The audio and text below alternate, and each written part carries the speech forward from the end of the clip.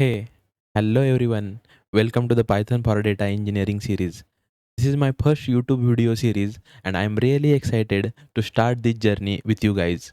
Before getting started, I want to share high level plan for this series with you guys. So, you also have the clear idea about what you can expect out of this series. Okay? The first video will be around why Python. Why Python? See guys, this is not going to be another Python tutorial where I teach you some Python concepts and then write some sample code. I want to build strong intuition inside you about importance of the Python in the data engineering world.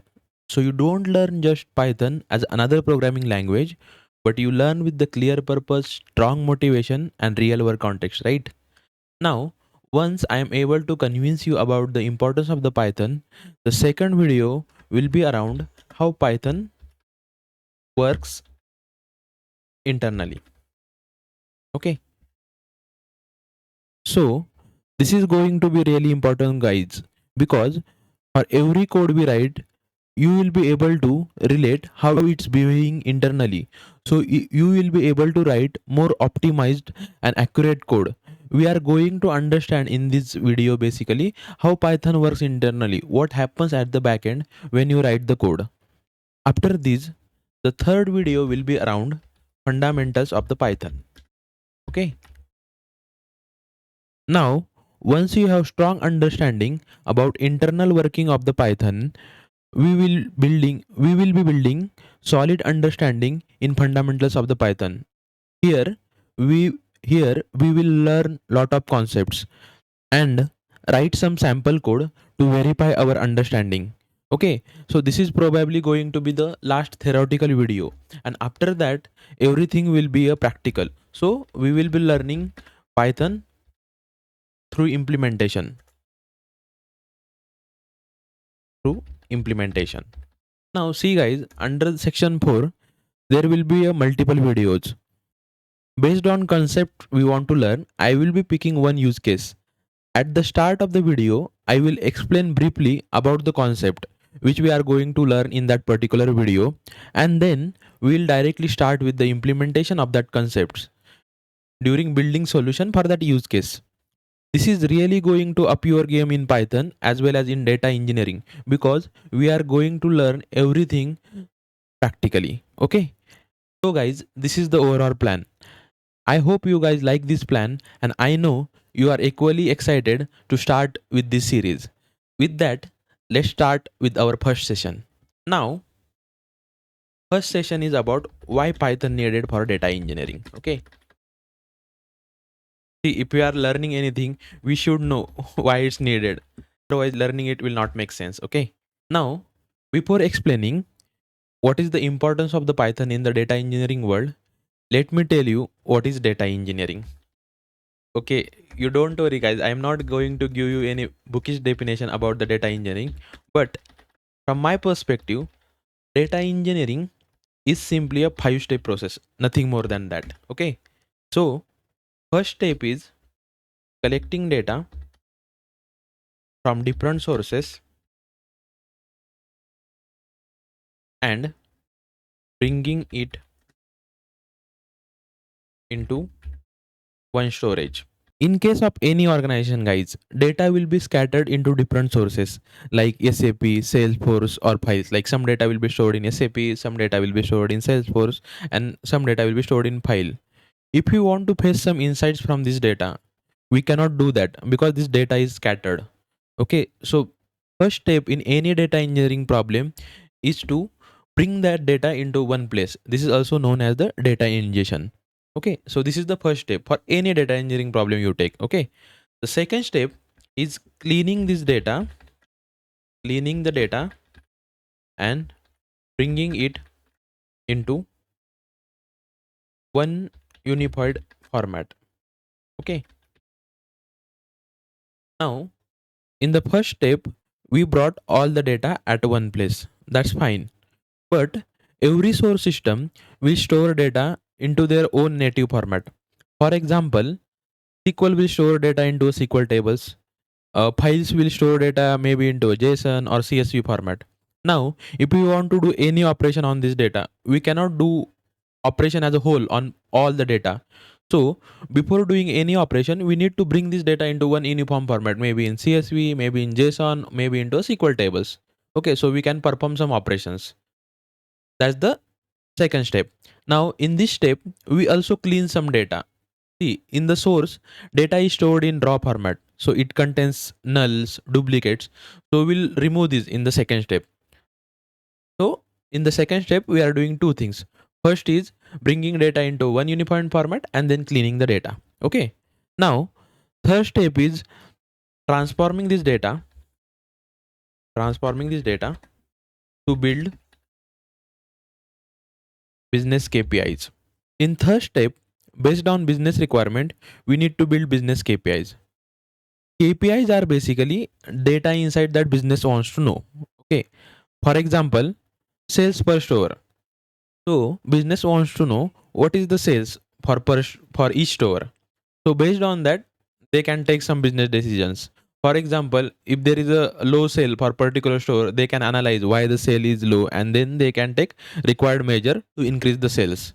So there are multiple business KPIs like this: sales per store, revenue per store, customer trends. Okay. So based on business requirement, we'll build all those KPIs in the third step. Now, in the fourth step, we need to deliver we need to deliver these KPIs to business. Deliver these KPIs to business in faster and reliable way. See guys, whatever KPIs we are building into the in the third step, that will be stored in, like, result of that will be the some data, some numbers. Okay. Again we are storing that into some files or something. Then that is not suitable for business, or that is not good for the business. Okay. So we should build some visualization on top of that data. Okay. So we should build some bar charts or pie charts. So that is the fourth step. That is basically data visualization. We are delivering these KPIs to business in a better way, in a visualized way. Okay. So business can easily understand that and take a business decision based on that. Okay. So this is basically dashboarding and reporting in the simple words. Okay. Now, fifth step is nothing but automating this four-step process. Okay. Now what is this? See, every time business see these KPIs, they should have access to the real-time data or more accurate data. So this process should run daily. Okay. So we need to schedule this process to run daily. This is done as a part of the fifth step. Okay. So automating these first four steps. Now I think we have clear understanding about what data engineering really is. Understand the importance of the Python in the world of data engineering. We'll take one example. Okay. One real world use case. See, there is one grocery store named as ABC grocery store. Okay. Now, this grocery store basically sells their product through two ways. One is offline stores, offline stores, and second is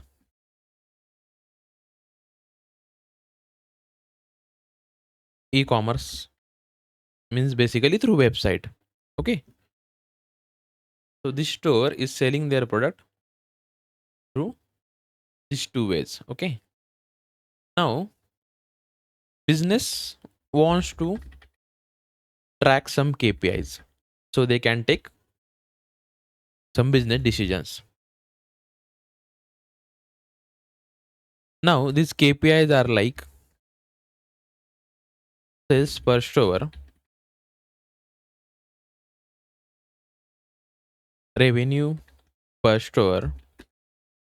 So they want to find basically what is sales per store, revenue per store, online sales, like what is the online sale. Okay.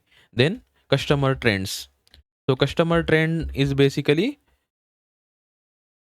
through which way customers are buying the product. Okay. like basically through offline stores or through e-commerce website. So they want to know these details so they can take some business decisions to grow their business.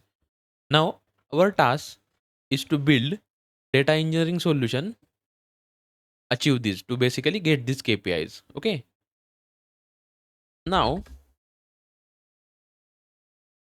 we just saw there are 5 steps in any data engineering process basically. Okay.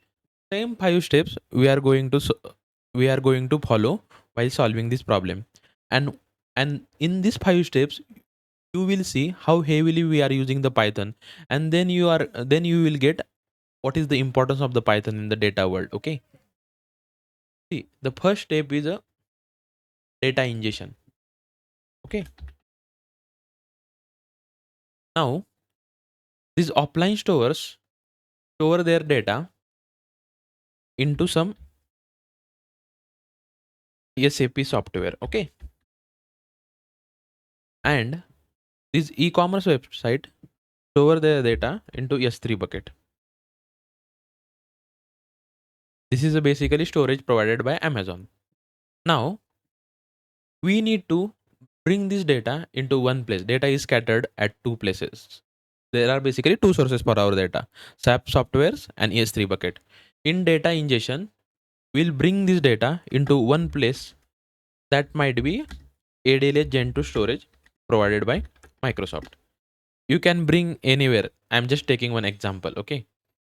Now, once we bring this data into ADLS Gen 2 storage, the next step we saw cleaning the data and bringing into one unified format. Okay.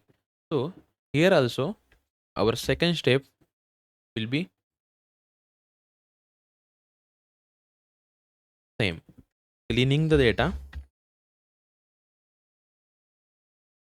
and bringing into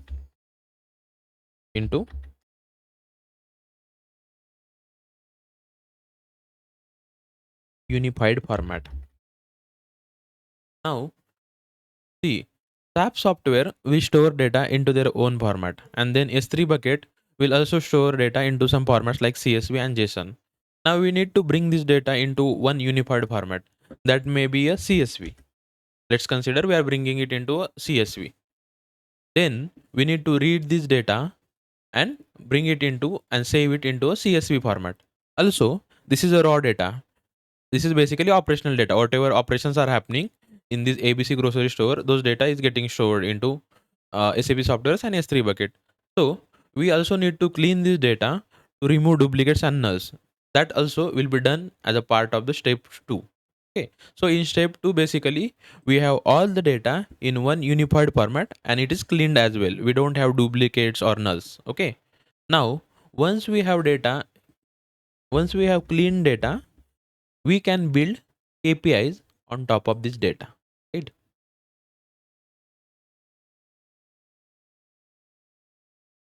Build business KPIs.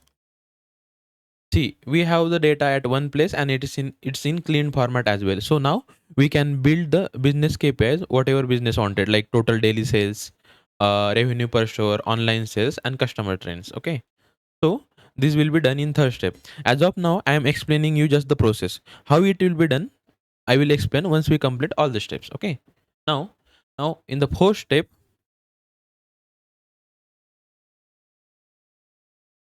we will be doing dashboarding and visualization.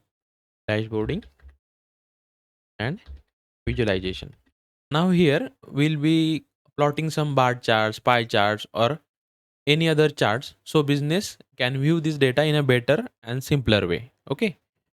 And the fifth step is we'll basically automate this entire process. Okay. As a fifth step.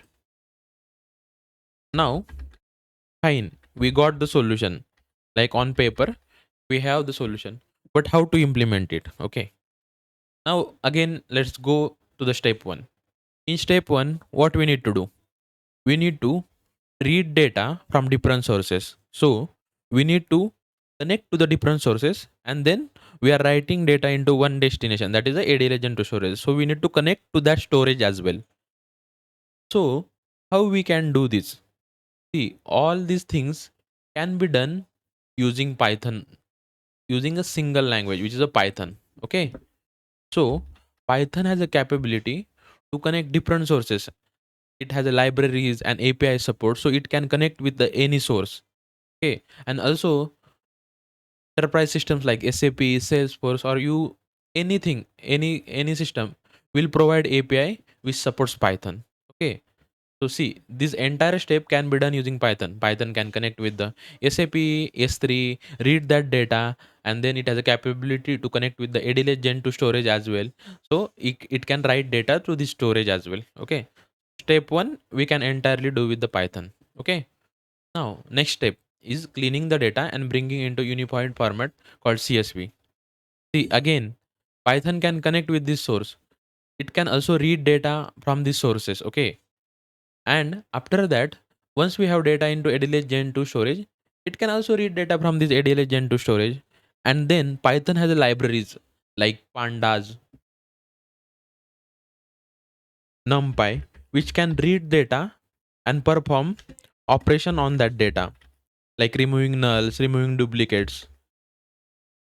So again, step 2 can also be done using the Python. Again, step 3 is building business KPIs. So here basically we need to aggregate data or build some queries. Now we can use pandas as well. We can use SQL as well. As Python internally supports SQL as well. Like in Python environment, you can write SQL also internally. Okay. So again, third step also can be done using the Python. Now fourth step, dashboarding and visualization. This step also can be done using the Python because Python has libraries like Matplotlib, Seaborn, which can be used for visualization. Nowadays, we use tools like Power BI, Tableau to do the visualization. But just I want to let you know that we can do this using Python as well. Okay. Now, after this, fifth step is to automate the entire process. As I told you earlier, Python has support to different APIs and tools. So Python has schedulers as well. So using that scheduler, we can schedule this entire process. So our fifth step also can be done again using the Python. Okay.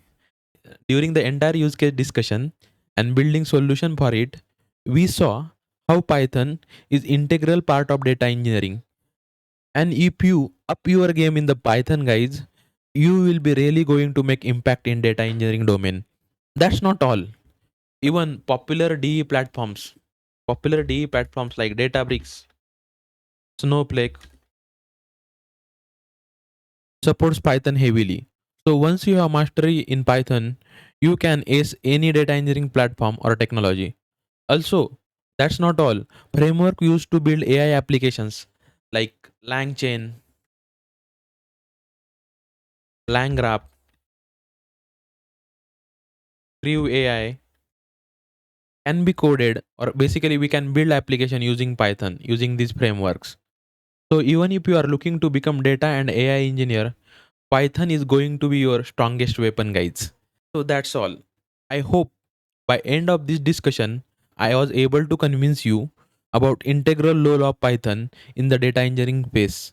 And now you guys are also equally excited to start this Python for data engineering journey with me. I know that. That's all for our first session. In the next session, we are going to understand the internals of the Python. That is going to be a really interesting and important base for our Python journey. Thank you for watching this, and if you find this content useful, please hit that subscribe button and please like and share this series with your friends. Thank you.